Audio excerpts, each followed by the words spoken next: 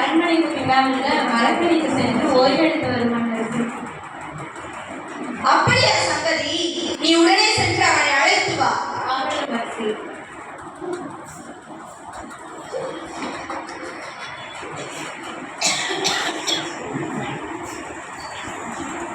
அதை கண்ணாங்களா நன்றாக மாட்டிக்கொண்டாயா?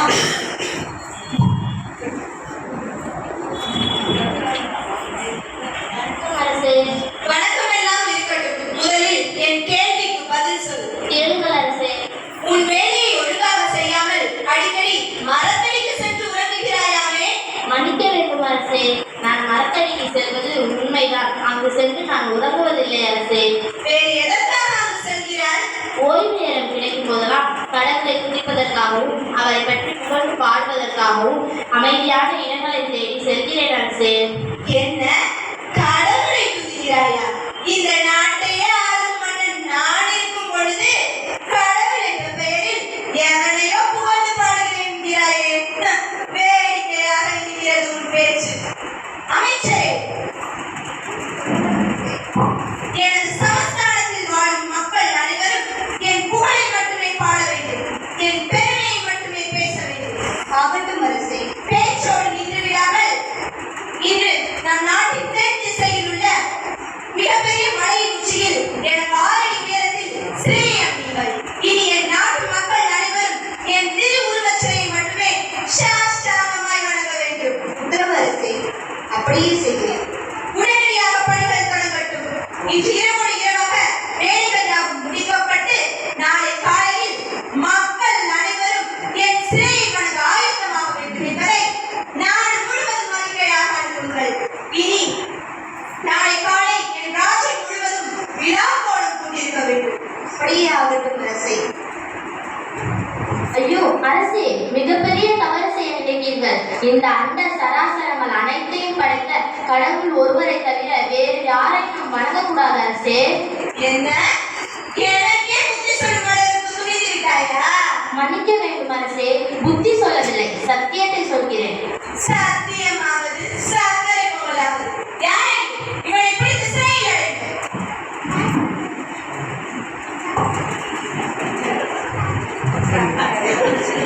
காட்சி 2.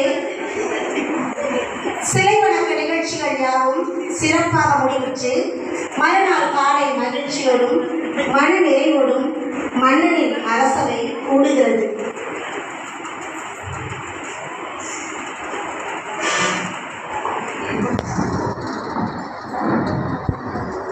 அமைச்சரே, நிகழ்ச்சியானது மிகவும் சிறப்பாக நடந்து முடிந்தது. நிகழ்ச்சியை நேர்த்தியாக ஏற்பாடு செய்து நடத்தி தந்த உங்களுக்கு கட்டாயம் வெகுமதி உண்டு. யாரே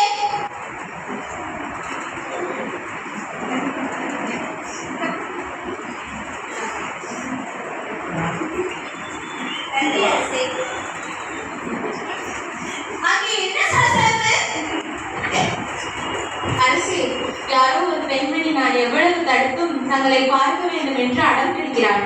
அவளை வரச் சொல்.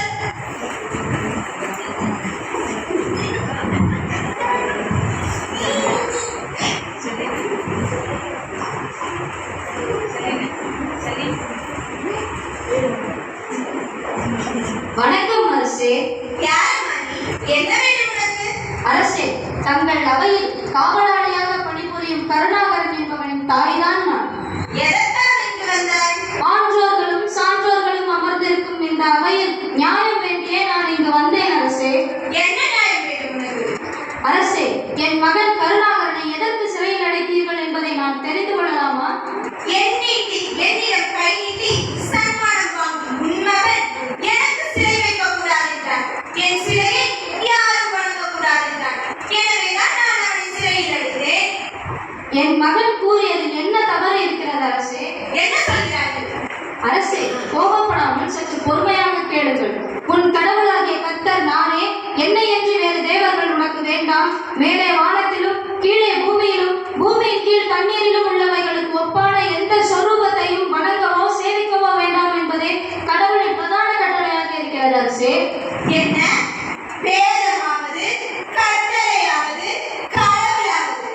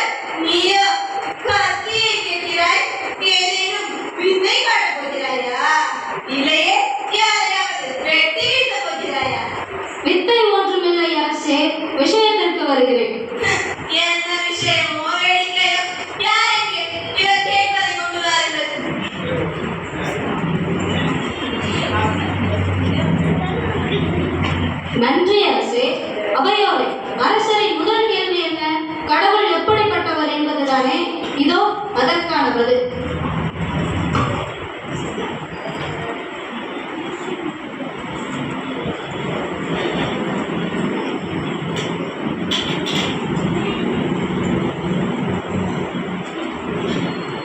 பெண்ணே, பதில் கூறுவாய் என்று பார்த்தால் நீயோ பழம் சாப்பிட்டுக் கொண்டிருக்கிறாய். அரசவை அவமதிக்கிறாயா? எனக்கு கோபம் வந்தால் என்ன நடக்கும் தெரியுமா? தயை கூர்ந்து சற்று பொறுமையாக இருங்கள் அரசே, கட்டாயம் பதில் சொல்கிறேன். அரசே, பழம் சுவையாக இருந்ததா? என்ன ஆணவம் உனக்கு? பழத்தை நீ சாப்பிட்டுவிட்டு அதன் சுவையை பற்றி என்னிடம் கேட்கிறாய். பைத்தியமா உனக்கு? கோபம் கொள்ள வேண்டாம் அரசே, இதோ பதில் சொல்கிறேன். பழத்தை சுவைத்த எனக்குத்தான் அதன் ருசி தெரியுமே தவிர தங்களுக்கு தெரிந்திருக்க வாய்ப்பில்லை.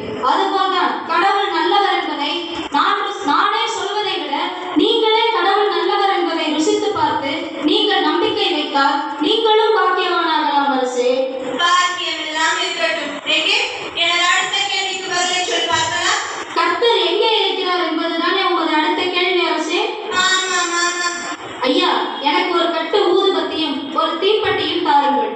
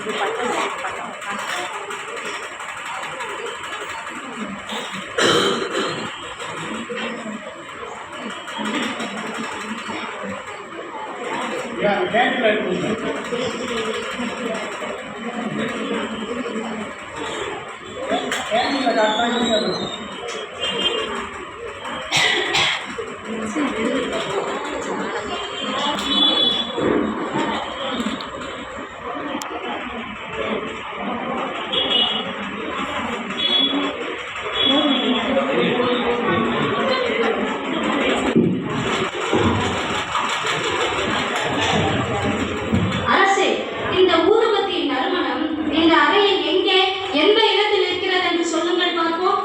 இது என்ன முட்டாள்தனமான கேள்வி? ஊதுபத்தியின் நறுமணம் ஒரு இடம் விடாமல் சபை முழுவதும் தான் பரவியிருக்கிறது. மிகவும் சரியாக சொன்னீர்கள் அரசே. இந்த உலகில் சூரியன் உதிக்கும் திசை தொடங்கி அது அஸ்தமிக்கும் திசை வரைக்கும் கர்த்தர் ராஜரிகம் பண்ணுகிறார். வானம் அவர் சிங்காசனம், பூமி அவர் பாதப்படியாய் இருக்கிறது அரசே. நன்றாக சொன்னாய். உனது பதில் என்னை சற்று சிந்திக்க வைக்கிறது. உனக்கு வேற என்ன வேண்டுமோ கேள், தருகிறேன். அடுத்ததாக, கடவுள் என்ன செய்து கொண்டிருக்கிறார் என்ற தங்களின் கேள்விக்கு நான் பதில் கூற வேண்டும் என்றால் நான் கேட்பவற்றை எல்லாம் நீங்கள் கோபப்படாமல் எனக்கு கொடுக்க வேண்டும் அரசே. ஓரளவுக்கு சரியான பதிலை தான் சொல்லிக் கொண்டிருக்கிறாய். எனவே உனக்கு என்ன வேண்டுமோ தயக்கமின்றி கேள், அதை நான் கட்டாயம் தருகிறேன். அரசே, சற்று நேரத்திற்கு தங்களின் அரியாசனமும் தங்களின் ராஜகிரீடமும் தங்களின் செங்கோலும் தங்களுக்குண்டான அனைத்து அதிகாரங்களையும் எனக்கு கொடுக்க வேண்டும் அரசே. சற்று நேரம் தானே? ஆமாம் அரசே, சற்று நேரம்தான். சற்று நேரத்தில் நீ என்ன இந்த நாட்டின் சட்டத்தையா மாற்றிவிடப் போகிறாய்? இதோ நீ கேட்ட யாரையும் தருகிறேன். தயக்கமின்றி பெற்றுக்கொண்டு என் கேள்விக்கான பதிலை கூறு. ஆகட்டும் அரசே.